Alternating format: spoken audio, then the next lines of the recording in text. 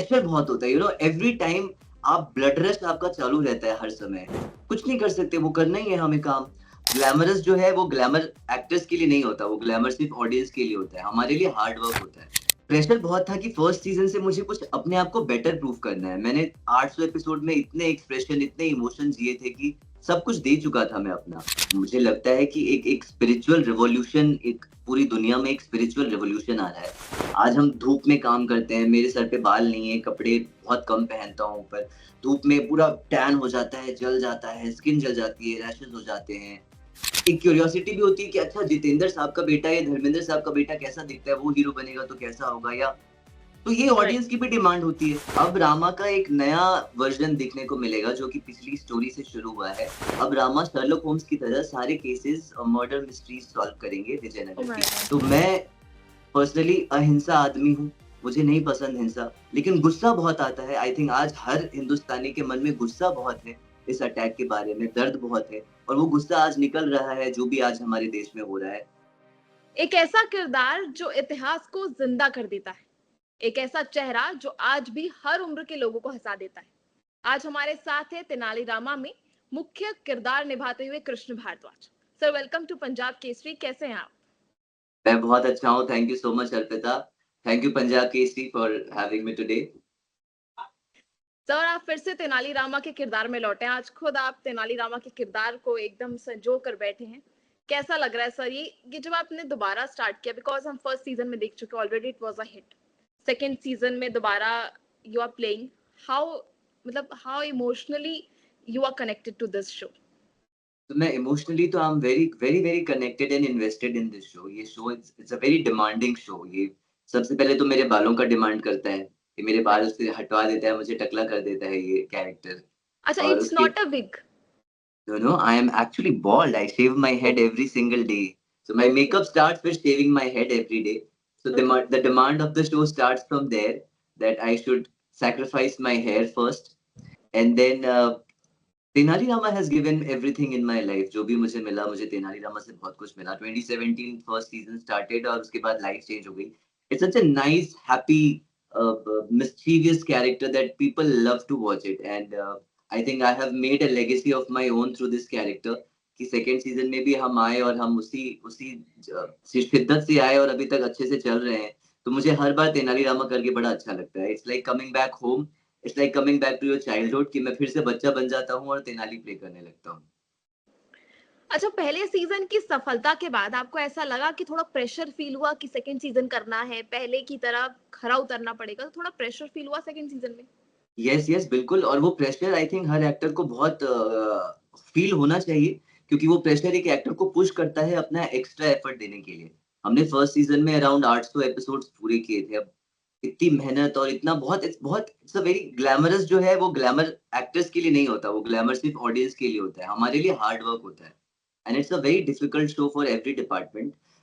तो जब second season आया और मैंने जब करना शुरू किया तो प्रेशर बहुत था कि फर्स्ट सीज़न से मुझे कुछ अपने आप को बेटर प्रूव करना है। मैंने 800 एपिसोड में इतने एक्सप्रेशन, इतने इमोशन जिए थे कि सब कुछ दे चुका था मैं अपना। बट अब 4 साल के बाद सेकंड सीज़न आ रहा था और मैं क्या नया करूँ ऐसा, या क्या डिफरेंट करूँ जो नई ऑडियंस आए, नए लोगों को मैं पसंद आऊँ। तो वो प्रेशर फील हुआ और मैंने एक्स्ट्रा एफर्ट डाले एंड अभी भी डाल ही रहा हूँ। I hope that's work for our show. Right. अच्छा, तेनाली रामा का कैरेक्टर प्ले करने में आपको फर्स्ट टाइम जब स्क्रिप्ट सुनाई गई होगी, आपको इसके बारे में बताया गया होगा, उससे लेकर अब तक, क्योंकि हम सेकंड शो देख रहे हैं, सेकंड सीजन देख रहे हैं, तब से लेके अब तक आपने क्या कुछ सीखा है इस कैरेक्टर से? क्योंकि काफी डिफिकल्ट कैरेक्टर है टू पोर्ट्रे एकदम से, क्योंकि इसके बारे में बहुत लोगों को पता है पहले से, बच्चे आई थिंक जी, कार्टून्स में भी देखते थे, तो उस चीज जी, को फिर ऑन स्क्रीन लाना, अपने अंदर लाना, हाउ जी। डिफिकल्ट इट वाज, कैसे मुश्किल रहा आपके लिए? पता है समहाउ मैंने हमेशा ये क्वेश्चन बहुत पूछते हैं लोग कि कितना डिफिकल्ट रहा या आपने क्या तैयारी करी। मुझे जब फर्स्ट सीजन मिला था तो मुझे बोला गया था कि जो डीडी वन पे दूरदर्शन पे तेनाली आया था 92 में, अराउंड 26 एपिसोड्स आए थे राइट। 1992 में, कि वो देखना, जो आप देखोगे तो पता चलेगा। बट मैंने वो देखा नहीं बिकॉज मैं बिलोंग करता हूँ रांची झारखंड से।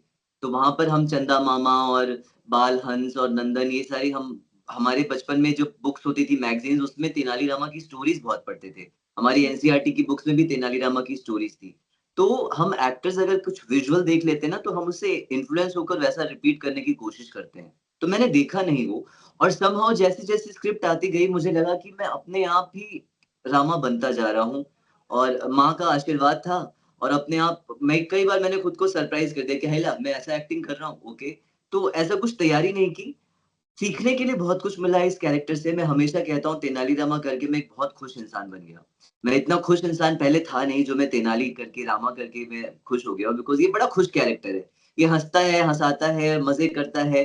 तो आप जब 12 घंटे दिन के ये कैरेक्टर इस तरह का कैरेक्टर प्ले करते हो ना, तो आप उसके कुछ एलिमेंट्स अपने अंदर सबकॉन्शियसली ले ही लेते हो। Right. That's the best part about Rama. अच्छा, आपने हमने देखा है कि लोग जो हैं ऐसे जो शोज़ है देखना काफ़ी पसंद कर रहे हैं आजकल, क्योंकि आप लोग ऐसी लेगेसी क्रिएट कर रहे हैं, इतनी अच्छी एक्टिंग कर रहे हैं, तो लोगों को ऐसे शो से काफ़ी ज़्यादा कनेक्शन फ़ील हो रहा है और जी। ऐसे माइथोलॉजिकल शोज़ का या रिलिजियस शोज़ का या पौराणिक कथाओं को लेके काफ़ी कनेक्ट कर रहे हैं। तो आपको जी। ऐसा लगता है कि आज जो है टेलीविज़न पे इस चीज़ का ज़्यादा स्कोप है as compare to daily shows जो आते हैं, डेली सोप्स जो आते हैं, उससे यस, हट के यस। लोग अब कुछ अलग देखना चाह रहे हैं? जी, जी, जी, बिल्कुल। और मुझे लगता है कि एक एक स्पिरिचुअल रिवॉल्यूशन एक पूरी दुनिया में एक स्पिरिचुअल रिवॉल्यूशन आ रहा है। जहाँ पे यूथ जो है, स्पेशली यूथ है जो स्पिरिचुअल लाइफ चूज़ कर रहे हैं, स्पिरिचुअलिटी की तरफ आगे जा रहे हैं। अपने धर्म के बारे में जानना चाहते हैं क्या हो रहा है। अगर हम रील्स भी देखें तो कॉमेडी चलती है, फन चलता है और स्पिरिचुअलिटी के बारे में, अपने धर्म, सनातन धर्म के बारे में जो रील्स होती हैं वो ज़्यादा चलती हैं। और हमारा show is about both the things. I mean, it's funny, it's intelligent, it gives you social messages and it tells you about our dharma and society and everything. तो ये बहुत अच्छा एक amalgamation है सारे इमोशन का हमारे इंडिया के लिए, इंडियन ऑडियंस के लिए। I think it's a perfect package for today's audience. इसलिए मुझे लगता है कि ज़्यादा से ज़्यादा ऑडियंस को ये देखना चाहिए। जी। आपने अभी कहा कि आप तेनालीराम को पूरा पोर्ट्रे करते हैं, तो आप खुद भी हँसते हैं पर्सनल लाइफ़ में भी। तो अच्छा, आप इतना हँसाते हैं लोगों को, तो आप रियल लाइफ़ में कैसे इसको करते हैं? क्योंकि कहते हैं कि जो बहुत हँसाता है, बहुत हँसता है, उसने अपने अंदर बहुत दर्द छुपाया होता है। तो इज़ इट दैट ये तो ट्रू? ये तो आपने ये तो आपने कटार मार दी मेरे सीने में। ओके। हाँ, ये बात तो सच है। अ, ब क्या है कि हम एक्टर्स की लाइफ़ बहुत ही स्ट्रगलफुल होती है, स्पेशली हम जो इंडस्ट्री से बिलॉन्ग नहीं करते। मैं रांची से आया हूँ, मुझे 20 साल हो गए बॉम्बे में। I have had my shares of struggles and all that. उसको ग्लोरीफाई नहीं करने की ज़रूरत है, बट वो स्ट्रगल से जो पेन और दर्द, जो ट्रॉमा हम अपने अंदर झेलते हैं, आई गेस उस ट्रॉमा ने, उस पेन ने before Tenali first season I was in a very bad state. तो वो जो पेन था ना, उस एनर्जी को मैंने चैनलाइज़ किया एक हैप्पी एनर्जी में, जो कि रामा के थ्रू सामने निकला। सो इमोशन ही है, आप उस इमोशन को आँसू से दिखाएँ या उस इमोशन को आप हँसकर दिखाएँ। तो वो इमोशन मैं हँसकर दिखा देता हूँ और आँसू अंदर पी लेता हूँ, तो बड़ा मज़ा आ जाता है। तो वो एनर्जी चैनलाइज़ हो जाती है। क्या बात है! तो आप खुद भी हँसते हैं और दूसरों को भी हँसाते हैं, वो काफ़ी अच्छा लगता है और लोगों को काफ़ी ज़्यादा पसंद है। जी। अच्छा, हम आपसे पूछ रहे हैं कि अगर आपको क्योंकि आपकी पहले की भी जर्नी रही है, अभी भी आपने पूरा इंडस्ट्री देखा होगा, तो टेलीविज़न इंडस्ट्री में कुछ बातें अगर मैं आपसे कहूँ कि आपको पिक करनी हो कि ये 3 बातें इंडस्ट्री की बहुत अच्छी हैं और 3 बातें बहुत खराब हैं टेलीविज़न इंडस्ट्री की, तो वो क्या होंगी आपके लिए? आई थिंक अच्छाई में तो सबसे पहले ये कि जिस बंदे ने टेलीविज़न कर लिया, उसकी ट्रेनिंग बहुत अच्छी हो जाती है, वो एक अच्छा एक्टर बन जाता है। अगर वो अच्छा एक्टर है तो it's a very difficult media. Television करना बहुत डिफिकल्ट है, way more difficult than doing OTT और एड्स और फ़िल्म्स। डेली सोप सब लोगों के काम का नहीं है, सबके बस का नहीं है, बहुत मेहनत लगती है, बहुत शिद्दत, पैशन लगता है। तो जो इसने कर लिया वो दुनिया में कुछ भी कर सकता है डेली सोप में। अ और 3 पॉइंट्स में क्या बताऊँ? बुराइयाँ तो बहुत निकाल दूँगा मैं।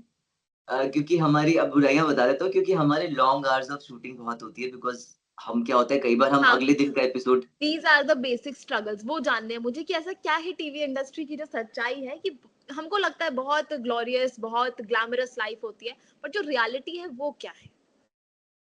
कि रियलिटी ग्लैमर चाहे फ़िल्म का हो, चाहे ओटीटी का हो, चाहे टीवी का, वो हमेशा वो इडियट बॉक्स में स्क्रीन पर ही दिखता है। उसके पीछे कोई ग्लैमर नहीं है, उसके पीछे हार्ड वर्क ही है, वो चाहे बड़े स्टार हों, चाहे कोई भी हो। आज हम धूप में काम करते हैं, मेरे सर पे बाल नहीं है, कपड़े बहुत कम पहनता हूँ ऊपर, धूप में पूरा टैन हो जाता है, जल जाता है, स्किन जल जाती है, रैशेज़ हो जाते हैं। कुछ नहीं कर सकते, वो करना ही है हमें काम। अब कल का टेलीकास्ट बचा हुआ है, अब 14 घंटे, 15 घंटे बिना सोए, हमें सुंदर भी लगना है, हमें फ्रेश भी लगना है, हमें अच्छा भी दिखना है, हमें 14 घंटे काम भी करने हैं, एपिसोड डिलीवर भी करना है। तो प्रेशर बहुत होता है, एवरी टाइम आप ब्लड रश आपका चालू रहता है हर समय। You are there everywhere. So it makes you hyper.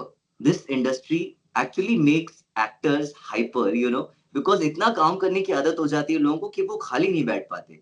फिर इसलिए वो एक और स्ट्रगल होती है जब एक शो बंद हो जाता है और आपको दूसरा शो मिलने में टाइम होता है, तो आपको वो आदत लग चुकी है अब आपको काम करने की।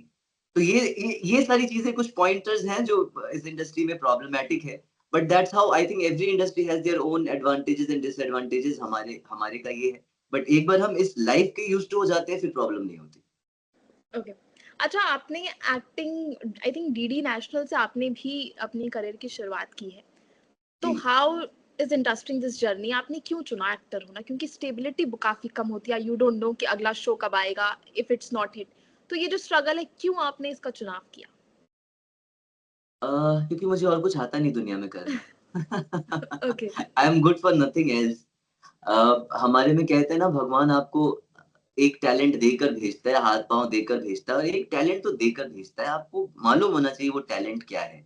मैं इस मामले में अपने आप को लकी मानता हूँ, फॉर्च्यूनेट मानता हूँ कि मुझे बचपन में ही ये पता चल गया था कि मुझे एक्टर बनना है। तो मेरे पापा एक्टर बनना चाहते थे, वो अपने ज़माने में आए, इंडस्ट्री में स्ट्रगल किया, थोड़े दिन रुके बट फिर चले गए because nothing materialised and then ही लोकल दूरदर्शन और आकाशवाणी हुआ करता था पहले। तो 7:30 से 8 बजे का टाइम स्लॉट होता था शाम को, जब लोकल रांची के लोग काम करके आते थे। तो मैंने 4 साल की उम्र में वहाँ से एक्टिंग करना शुरू किया। तो आई थिंक ओके। मैंने ये इंडस्ट्री को नहीं चुना, इस इंडस्ट्री ने मुझे चुना, क्योंकि मुझे याद है मैंने जब से बोलना सीखा है, मैं बोलता था मेरे को हीरो बनना है। एक्टर मालूम नहीं था उस समय कि एक्टर बोलना जी। चाहिए, मैं कहता था हीरो बनना है। तो अब आज पता चल गया कि हाँ, एक्टर बनना था और इसलिए मैं यहाँ पर पहुँच गया। जी। अच्छा, इतना हार्ड वर्क करते हैं एक्टर्स, एज़ एन एक्टर आपसे एक सवाल पूछा जाए बॉलीवुड इंडस्ट्री को लेके, क्योंकि उसमें बहुत ज़्यादा नेपोटिज़्म है, बहुत अच्छे-अच्छे रियल एक्टर्स हैं जिनको चांस नहीं मिलता। बहुत से टेलीविजन एक्टर्स हैं जो वहाँ पे गए हैं पर उन्हें चांस नहीं मिला, बहुत कुछ फेस किया उन्होंने। तो एज़ एन एक्टर आपका क्या पॉइंट ऑफ व्यू है बॉलीवुड को लेके कि क्या वहाँ पे रियल एक्टिंग को अब ज़्यादा प्रेफ़रेंस मिल रही है, एक्टर्स को प्रेफ़रेंस मिल भी रही है कि नहीं? कि एक कॉर्नर अभी भी वहाँ है नेपोटिज़्म का? जी, ये फैक्ट है, ये इस बारे में एवरीबॉडी नोज़ कि एक कॉर्नर नेपोटिज़्म का है और वो हमेशा रहेगा। ये वही बात होती है कि मोस्टली डॉक्टर का बेटा डॉक्टर बनता है, माली का बेटा माली बनता है, नॉन इंजीनियर का बेटा, ये हम जिस परिवार में पलते हैं, हम वही बनना चाहते हैं क्योंकि हमने वही देखा है। तो कहीं न कहीं एक पॉइंट के बाद जाकर मुझे ये नेपोटिज़्म उतना गलत नहीं लगता। ए हाँ, उतना गलत नहीं लगता बिकॉज़ ये this is the tradition that we have always followed कि हमारी फैमिली, हमारे जनरेशन में जो है। ऑल्सो हमारी इंडियन ऑडियंस जो है वो सिनेमा से बहुत जुड़ी हुई है। एंटरटेनमेंट के नाम पर हमारे पास क्रिकेट और बॉलीवुड 2 ही चीज़ें होती हैं। तो ये एक क्यूरियोसिटी भी होती है कि अच्छा, जितेंद्र साहब का बेटा या धर्मेंद्र साहब का बेटा कैसा दिखता है, वो हीरो बनेगा तो कैसा होगा, या तो ये राइट। ऑडियंस की भी डिमांड होती है। तो अभी आई थिंक वो चेंज हो रहा है, एक सर्कल जहाँ पे कुछ लोग नेपोटिज़्म के अगेंस्ट है, कुछ लोग साथ में हैं। It's all a ball game of the Bollywood. I am not in against और फेवर, मुझे कभी सही भी लगता है, कभी गलत भी लगता है। बट इस चक्कर में बहुत सारे रियल टैलेंट जो है वो पीछे भी रह जाते हैं। राइट। तो इसका कोई मुझे उपाय या सॉल्यूशन नहीं दिखता। तो 2 तरीके के काम हो रहे हैं, एक जो कमर्शियल काम होते हैं जिसमें सारे स्टार्स लोग आते हैं, और एक जो इंडिपेंडेंट फ़िल्में बन रही हैं जहाँ पे रियल टैलेंट बनते हैं, वो फ़िल्में भी आजकल ज़्यादा बन रही हैं, व्हिच इज़ अ जी। Very good thing and I would like to promote such films more and more. Okay. अच्छा, अब सेकंड सीज़न के साथ आए हैं तेनालीरामा में, बैक टू तेनालीरामा। शो में अब इस बार क्या नया आप सोच रहे हैं और क्या कुछ नया ऑडियंस को देखने को अब मिल सकता है, इस तो स्टेज से अब आगे बढ़? तो अब रामा का एक नया वर्ज़न देखने को मिलेगा जो कि पिछली स्टोरी से शुरू हुआ है। ये है शर्लक होम्स की स्टोरी। सो रामा जो अब तक इतना तीव्र बुद्धि, इंटेलिजेंट और सारे केसेस सॉल्व करता था, अब रामा शर्लक होम्स की तरह सारे केसेस और मर्डर मिस्ट्रीज़ सॉल्व करेंगे ओह विजयनगर माय की, गॉड! बिकॉज़ महाराज ने उनको चंद्रवेशी गुप्तचर घोषित किया है। तो मैं हूँ शर्लक होम्स और हमारे साथ आए हैं एक न्यू एक्टर कुणाल कपूर, वो वॉटसन हैं। तो हमारी एक टीम है, रामा और लक्ष्मण की जोड़ी। अब हम सारे केसेस सॉल्व करेंगे और ये एक बहुत ही फ्रेश चेंज है, जो मुझे पर्सनली करने में बड़ा मज़ा आ रहा है। तो this is a new fresh change for audience also, जो जैसा फीडबैक हमें सोशल मीडिया पे मिल रहा है, they are loving the duo of Rama and Lakshman solving the cases. तो या ये नयापन है जो आप लोगों को ज़रूर देखना चाहिए और बहुत मज़ा आएगा। जी। तो इस बार हमारे पास थ्रिलर भी है, कॉमेडी भी है, हमारे पास ओह येस! तेनालीरामा भी है, एक रॉ एजेंट जैसे हमारे शरल होम्स भी येस। हैं, जो और केसेस और 16th सेंचुरी के रॉ एजेंट्स कैसे होंगे, वो क्या होते थे, करेंगे, राइट, हमने राइट, आज के ज़माने का तो एडवांस सब देखा है। देखा लेकिन है। उस ज़माने में जब फिंगर टिप्स के फिंगरप्रिंट्स भी नहीं समझ सकते थे, उसमें कैसे आप I mean it's a very fresh show for the Indian television right now क्योंकि टीवी पे राइट, ऐसा राइट। कभी कुछ नहीं दिखाया गया है कि 16th सेंचुरी के 2 जासूस कैसे केसेस सोल्व सॉल्व कर रहे हैं। Which is a right, brilliant idea. क्या बात है। सो इंटरेस्टिंग टू नो कि इस बार कुछ नया आने वाला है क्योंकि टेलीविजन में वो ही पूरा ट्रेडिशनल चलता है, लेकिन ये आई जो नो। मैंने सुना लिटरली इज समथिंग न्यू और आई थिंक हमारी यस, ऑडियंस को भी देखना चाहिए ज़रूर कि 16th सेंचुरी में ये जासूस बिना टेक्नोलॉजी के कैसे पता लगाएँगे कि ये मिस्ट्री कैसे सॉल्व होने वाली है। दैट इज़ सो जी। इंटरेस्टिंग। मैं खुद देखने वाली हूँ कि भैया कैसे थैंक यू। सॉल्व करेंगे cases. Okay. So thank you so much Krishna Bhardwaj, आप हमारे साथ जुड़े और हमारे को इतना अच्छे से ब्रीफ किया अपने सब कुछ। Thank you so much. एक लास्ट क्वेश्चन मैं आपसे पूछना चाहूंगी इस कॉन्टेक्स्ट से थोड़ा सा बाहर, if you are gonna answer this. जैसे एक पहलगाम अटैक हुआ, टेरर अटैक हुआ, उसको लेकर जी। आपका क्या रिएक्शन था? उसके बाद हमारी जो सरकार है उसने मॉक ड्रिल घोषित किया था और आज एयर स्ट्राइक कर दी पाकिस्तान पे। उसको लेकर अगर आप दो शब्द कहना चाहेंगे तो वो क्या होंगे? यार इस बारे में बहुत सब पूछते भी हैं कि आप क्या कहना चाहेंगे? इस बारे में मैं वही कहना चाहूँगा जो हर हिंदुस्तानी कहना चाहता है, जो हर भारतीय कहना चाहता है। जो अटैक्स, जो हिंसा ये सब जो होती हैं, ये हम तो हमारे धर्म में तो ये सब होता भी नहीं था पहले कभी या होता भी था तो महाभारत, रामायण ये सब हमने सुन-सुन कर आगे बढ़े हैं और परशुराम और ये सब हमने देखा है जो जो लड़ते थे और अपने धर्म के लिए लड़ते थे, पर हमारे धर्म में हमें लड़ना नहीं सिखाया गया। दूसरे धर्म में उनको क्या सिखाया गया है ये उनकी प्रॉब्लम है। हमारे धर्म में हमें लड़ना नहीं सिखाया गया, धर्म की रक्षा करना सिखाया गया है। लेकिन धर्म की रक्षा आप शांति से भी कर सकते हैं, अहिंसा से भी कर सकते हैं। लेकिन जहाँ हिंसा की ज़रूरत पड़ती है वहाँ हिंसा करो, ये तो गीता में भी लिखा है, ये कृष्ण भगवान ने भी कहा है। अब वो इंटरप्रिटेशन हम कैसे करते हैं ये हम पर डिपेंड करता है। तो मैं पर्सनली अहिंसा आदमी हूँ, मुझे नहीं पसंद हिंसा, लेकिन गुस्सा बहुत आता है। आई थिंक आज हर हिंदुस्तानी के मन में गुस्सा बहुत है, इस अटैक के बारे में दर्द बहुत है और वो गुस्सा आज निकल रहा है, जो भी आज हमारे देश में हो रहा है और कहीं न कहीं ये सही भी लगता है, इस तरीके की चीज़ें, इस तरीके के एक्शन होने चाहिए। And I am with the government in this and I really like it. Okay sir, thank you so much. आप जुड़े, आपने हमारे सारे सवालों का इतने अच्छे से जवाब दिया है। सबसे ज्यादा इंटरेस्टिंग पार्ट हमारा जो नया सीजन का हमारा नया तरीका है और नयापन है जो, उसके लिए हम बहुत एक्साइटेड हैं और ऑडियंस से भी ये हम बिल्कुल रिक्वेस्ट करेंगे कि ये वाला जो नया एपिसोड है, वैसे तो आप देख ही रहे हैं, आपकी पूरी रिक्वेस्ट पे हमने कृष्ण भारद्वाज जी को आपके पास लेकर आए। इसी तरह आप शो देखते रहिए और बने रहिए हमारे साथ और देखते रहिए पंजाब केसरी.com। Thank you so much sir for joining Punjab. Thank you Arpita, thank you so much, thank you.